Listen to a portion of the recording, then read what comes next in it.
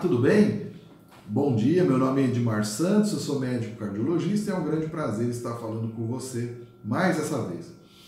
Um amigo me falou ontem à noite, falou assim, Edmar, por que você não fala umas verdades para algumas pessoas? Não, na verdade, a gente não pode fazer esse tipo de coisa, mesmo porque eu, Edmar, sou diretor da Sociedade Brasileira de Clínica Médica, e, portanto, existe uma coisa chamada liturgia da função.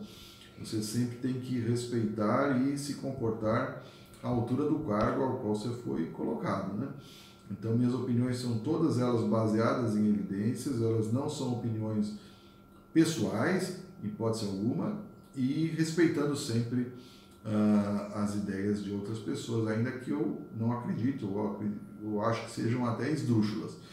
Mas, voltando ao nosso tema, o tópico de hoje, chegou ontem para mim a revista da SOCESP, Sociedade de Cardiologia do Estado de São Paulo, é uma revista muito boa, muito conhecida, e um dos tópicos julgo ser bastante importante, manejo da terapia antitrombótica em pacientes com AVC, onde estamos em 2018. É um artigo da Gisele Sampaio Silva, que é doutora em neurologia pela Unifesp, e doutor Renato Lopes, que eu já falei muito dele para vocês aqui, ele é professor da Duke University e fez o doutorado dele também na Unifesp, é um dos maiores pesquisadores na área de cardiologia no mundo, né?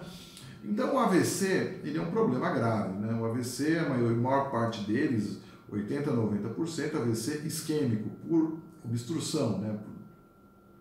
E o AVC hemorrágico, algo em torno de 10%, por sangramento, né? Normalmente aneurisma. Então o AVC isquêmico ele é muito mais prevalente e o AVC isquêmico ele é a segunda causa de morte no Brasil, tendo sido suplantado pelo infarto apenas em 2013. E no mundo morrem 5,5 milhões de pessoas por AVC. Então é a segunda causa de morte no mundo. A primeira é um infarto, 9,5 milhões, segundo AVC. E apesar deles comungarem dos mesmos fatores de risco, tanto o AVC quanto o infarto, o AVC ele mantém uma relação maior com a hipertensão, enquanto que o infarto mantém uma relação maior com a dislipidemia, aumento do colesterol. Apesar dos dois serem fatores de risco para as duas enfermidades, né? E o AVC isquêmico ele é subdividido ainda, né? Em criptogênico, ou seja, aquele localizado nas criptas, ou seja, a ideia de que não sabemos a causa, de origem desconhecida. O AVC pode ser lacunar, que nas artérias de pequeno calibre, pode ser nos grandes vasos por aterosclerose, ou ainda pode ser cardioembólico, né? Então, essas são as formas mais comumente. Tem outras causas também, que a gente sempre coloca em outros, que é doenças inflamatórias, na microcirculação, enfim. Mas, comumente, para ser mais didática, a apresentação, ela comumente é dessa forma aí, né? E quando o indivíduo tem um AVC isquêmico agudo, o melhor tratamento é ir, claro, para o pronto-socorro e o indivíduo ser recanalizado, a artéria ser aberta, né? E normalmente é aberta com RTPA, mas existem alguns estudos já mostrando o benefício da tecneteplase nesse cenário. Outra alternativa é a desobstrução mecânica, com catéter, né? Então, na fase aguda, o melhor a ser feito é correr rápido para o hospital e fazer uma recanalização, né? A artéria se abre, o sangue flui, volta e há uma chance de recuperação muito maior. Esse é o tratamento a ser empreendido, isso é o correto. Claro que são verdades transitórias, medicina é a ciência das verdades transitórias, transformadas em regra única e tão somente para fins didáticos. Mas é o mais óbvio, o lógico, é o plausível, o recomendado a ser feito, né? E após isso o indivíduo, então, ele deve receber o AS, né? Ácido acetil salicílico, né? Esse ano, no Congresso Europeu de Cardiologia, lá em Munique, 2 estudos colocaram meio de lado a indicação do AS, que seria no indivíduo diabético e no indivíduo com risco intermediário cardiovascular, contudo, no indivíduo de alto risco ou prevenção secundária, que já expliquei muito bem para vocês o que é, esses podem sim se beneficiar do AS, né? E na dose, como o Lancet colocou esse ano, que a gente provavelmente vai ter que usar uma dose maior, né? A maior parte dos estudos feitos com pós-AVC são na dose de 160 a 300 miligramas ao dia.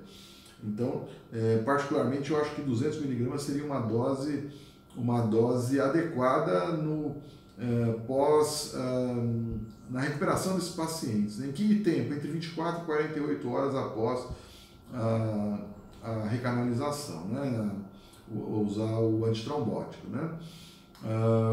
E a aspirina, ela, quando não for possível usar aspirina, pode sim, não tem o mesmo grau de evidência, mas pode ser tentado aí o ticagrelor. Tem um estudo, o Sócrates não era bem para isso, mas mostrou essa possibilidade, como o clopidogrel também, né? Pode ser utilizado para este cenário aí dos pacientes, né? E a ideia da dupla ou tripla antiagregação plaquetária, né? O estudo TARDIS tentou a tripla, mas ele foi interrompido no meio por, eles chamam de futilidade, quer dizer, não mostrou resultado bom, enfim, não deu certo, né? E outros estudos foram feitos com a dupla inibição plaquetária. Ocorre que foram 2 estudos, um deles chama-se CHANCE e o outro chama-se POINT. O CHANCE foi um estudo feito com chineses, né, um número total de 5.170 pacientes. Eles tinham ou AIT ou AVC isquêmico pequeno, e eles tiveram sim o benefício da dupla agregação plaquetária, né? E no POINT também, mas são ainda dados ainda pequenos, né? Mas houve também, claro, o aumento do risco de sangramento, principalmente no POINT, sangramento maior. Então, assim, é plausível isso? Sim, é plausível, é possível o uso da dupla agregação plaquetária? Sim, parece ser lógico? Parece funcionar? Parece. As diretrizes já falam nisso? Ainda não.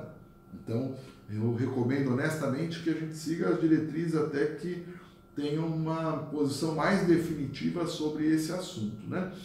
Bom, e nos casos de tromboembolismo, né? O caso principalmente da fibrilação atrial, né?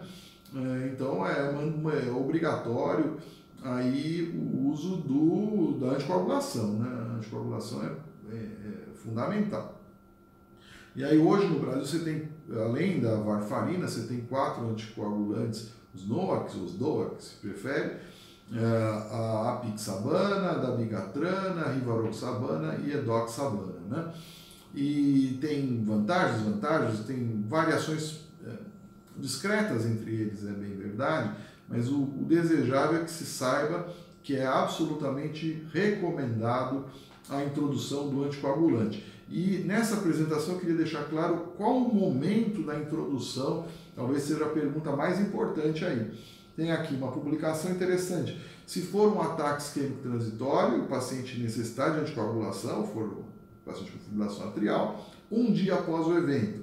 Se for um AVC leve, que tem scores para avaliar isso, é o NIHSS, menor que 8, um AVC leve, 3 dias após o evento. Se for um AVC moderado, cujo score fique entre 8 e 15, 6 dias após o evento. E se for um AVC grave, com score acima de 16, 12 dias após o evento.